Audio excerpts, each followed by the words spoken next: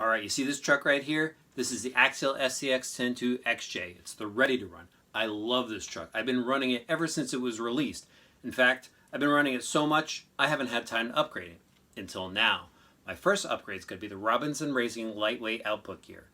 I'm going to show you how to put it in, and I'm going to let you know what it's going to do for you. Okay, so I moved my Axial SCX10 over here to the workbench just to get a little extra room. As you can see, I pulled the body off and took the battery out for a little extra clearance. And let me go over a few tools you probably want to have on hand for the wrench session. First, have a little brush just in case you want to dust off any grime, dirt, debris that might be around the transmission. Definitely don't want to get any of that stuff inside of it.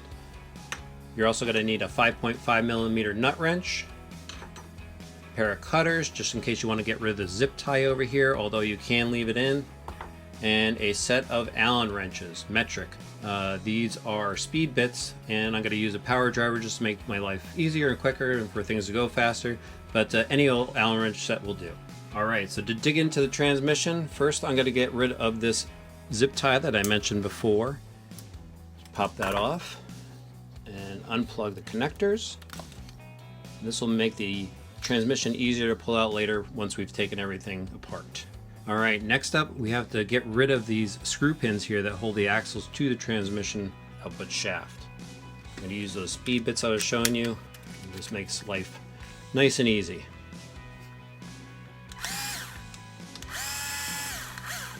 There's one.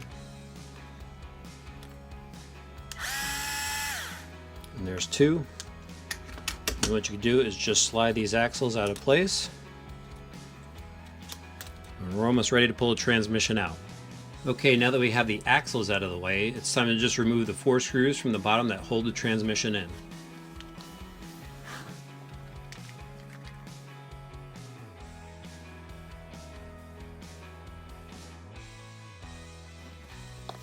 And there you have it, your AX10 transmission case.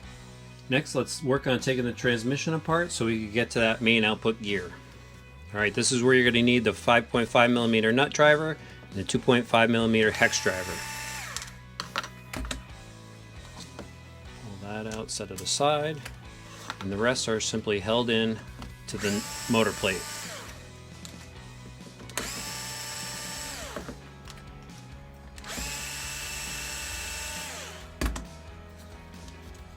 The screws out of the way, just have to wiggle the case apart, and there's your main output gear. Simply slide it out. It's that easy. Alright, so let's take a look at the 2 output gears. On the left is the stock Axial gear, and on the right is the lightweight Robinson gear. As you can see, the stock gear is 3-piece unit. It's got the 2 output pieces and a plastic center gear. And the Robinson gear has a steel center shaft with a cross pin that supports the aluminum main gear that is hard anodized. Now we simply have to reverse the steps that we did to take it apart. Let's reassemble it. First we'll slide in the new output gear. Put the case back on. Pinch it together. We'll slide all the screws back in.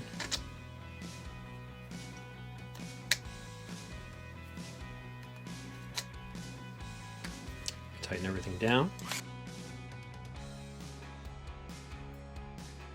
And there we have it, ready to install back in the chassis. Okay, so now that we're ready to put the transmission back in, make sure you just move your drive shafts out of the way so they don't get pinched in an awkward position. Put the transmission in place. It's time to put the screws back in. Now just be aware that there are 2 different size screws. The longer screws go in these holes, the shorter screws go in these holes.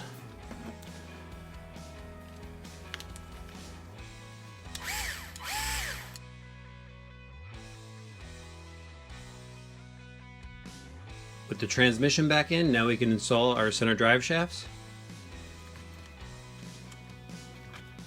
Just slide them on, align the 2 holes, put that 2mm screw pin back in.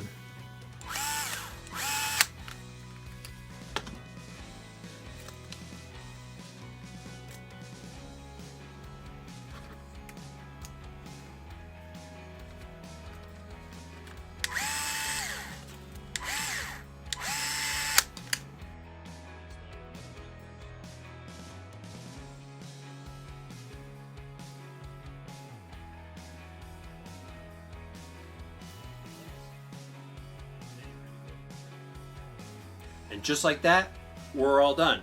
No, seriously, it's really easy to swap out the stock Axial output gear with the lightweight Robinson racing gear. It only takes a few minutes and some shop tools you probably already have.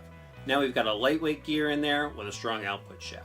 Hope you enjoyed the video. If you haven't, please subscribe, and if you have a comment, throw in that section below.